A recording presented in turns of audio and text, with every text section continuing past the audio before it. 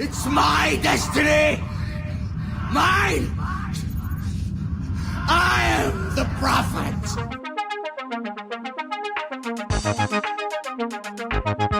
Number 12. Rodrigo Borja, Assassin's Creed 2.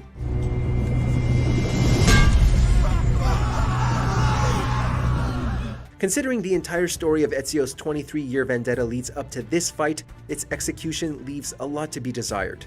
After the assassination attempt on Rodrigo doesn't work out, Ezio confronts his adversary outside the vault containing information about the Isu. There's next to no strategy required to finish Rodrigo out, with players required simply to punch their way out of this sequence. Although he does have some offensive maneuvers, blocking Rodrigo's attacks are too easy for it to be a challenge, and hitting him back with Ezio's own moves is pretty much all we need to do. In terms of the story, this moment is significant for Ezio finally gaining his revenge, but it's not anywhere as big a deal in terms of gameplay. It's my destiny! Mine! I am the prophet! Number 11. Cesare Borgia, Assassin's Creed Brotherhood. Come to watch my triumph! Soon Micheletto and his army will arrive, but you shall be dead before then. Having been touted as Ezio's equal in every way, Cesare Borgia doesn't quite live up to the tag in his boss fight. For the most part, we're supposed to chase after him as he sicks his henchmen on Ezio. This stretches out long enough for the scene to transition between different environments until he's cornered and has no choice but to fight you. However, there's no difference between fighting him and any other enemy, as he has the same weak moveset. The fight can even be won by keeping a distance and hitting him with ranged weapons, leaving him completely vulnerable to these attacks.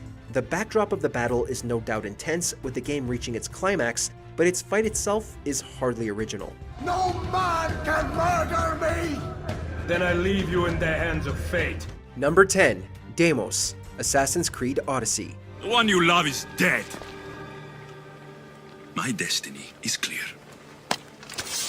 And I won't let you get in my way. While this fight is far more hard-hitting than other bosses in the series, it does feel a bit too one-dimensional. Damos' strategy is all about going for power moves, and he looks to unleash them in bursts to launch a flurry of attacks. However, it isn't nearly as daunting for players who figure out Damos' pattern, since they repeat the same style each time.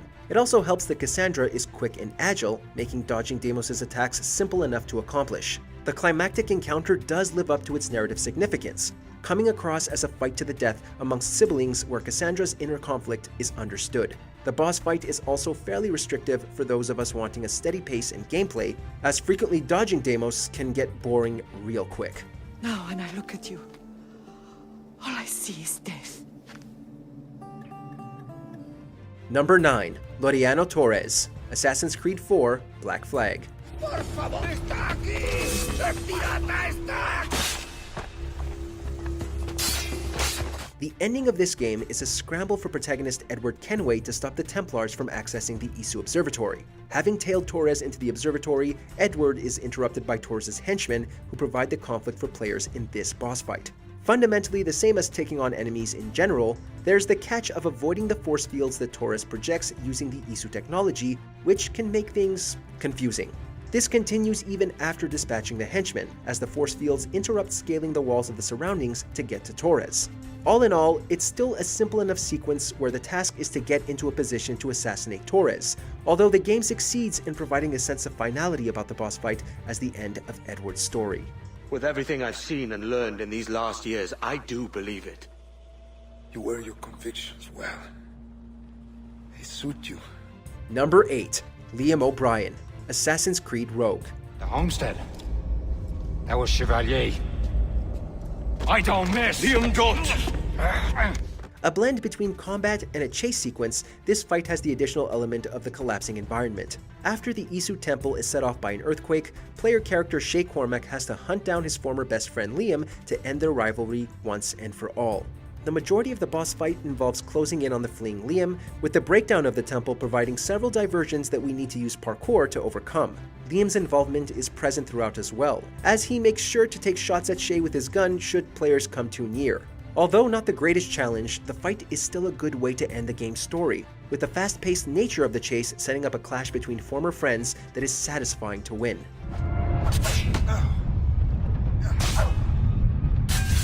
Number 7. Crawford Star, Assassin's Creed Syndicate. Let me rectify my mistake. The theme of playing as both Fry siblings is invoked in the clash against Starrick to relatively mixed results. In order to allow players to use both Jacob and Evie, the fight alternates between both characters as Starrick incapacitates one, only for the other to rise up and confront him. Strategy involves dodging Starrick's attacks through the Shroud and reaching him to initiate a combat sequence, which is then repeated after depleting some of his life. The repetition is what makes this boss's execution a mixed bag, since it becomes a waiting game as to when he'll be defeated rather than making us relish taking him down. Close combat against Starrick is more rewarding, as he does fight back here, and the boss would have been far more memorable had this aspect been expanded upon. Let's.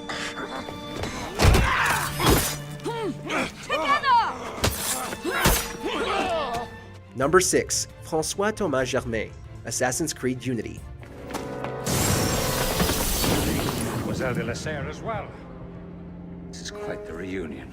This game places more emphasis on the stealth aspects of being an assassin, and the final boss reflects this theme. With François Thomas Germain empowered to the point of having godlike abilities, Arnaud is forced to take it to the shadows and rely on the element of surprise.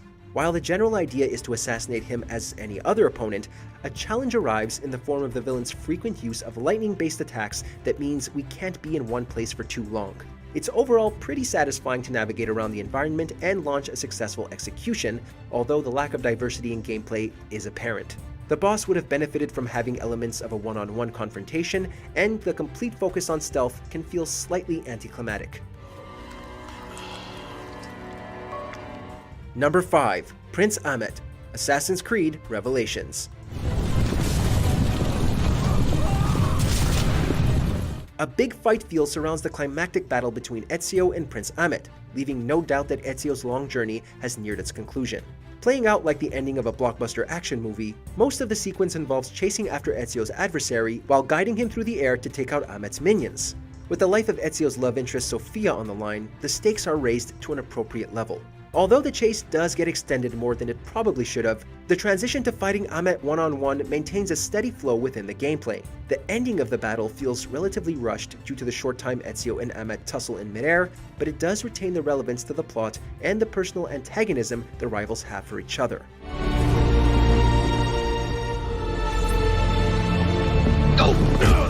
Number 4.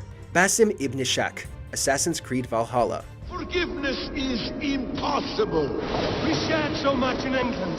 Fought and slept together. Requiring a combination of effective strategy and fighting skills, Basim's boss fight is the series' most diverse yet. Simply taking him on through combat doesn't do the job, as Basim's extreme speed allows him to hide in plain sight while landing attacks that drain Eivor's life quickly.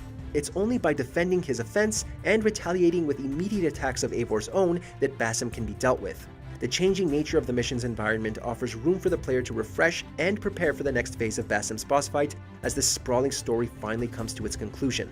The downside to the battle is that Basim's aggression might frustrate first-time players, as it takes a lot of trial and error to figure out his sequence of attacks.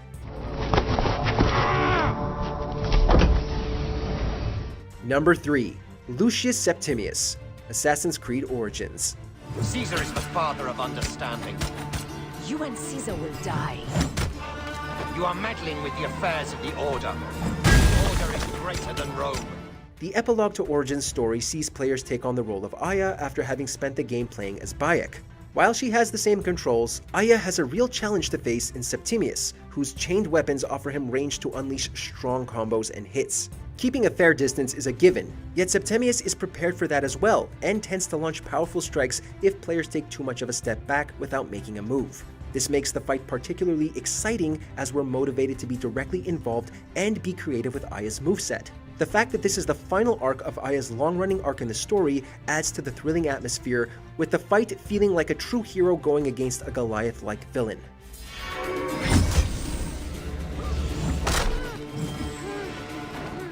Number 2.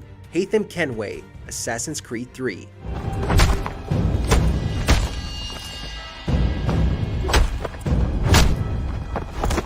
The story sets up this encounter to be the most pivotal moment of the game, with father and son clashing in a fight to the death.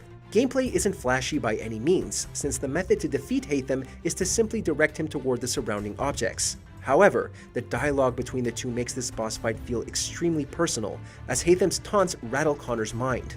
Adding to the relevance of the plot is Connor's weakened state, which is a result of suffering from the effects of the battles he's been in. To this end, we're left to navigate this weaker Connor against Hatham's masterful fighting skills, which makes even the defensive strategy feel exciting. The eventual conclusion of ending Hatham is prompted by a quick-time event as a way of making us share the regret Connor experienced at taking his father's life. You've shown great conviction, strength, courage. All noble qualities. Number 1. AlMualim, Assassin's Creed. I still live because of it. What will I do with you? This confrontation pulls out all the stops for an experience that lasts firmly in memory. AlMualim commands multiple phantoms of him through the Apple of Eden against Altair, with players having to use all of the skills they've acquired in the game.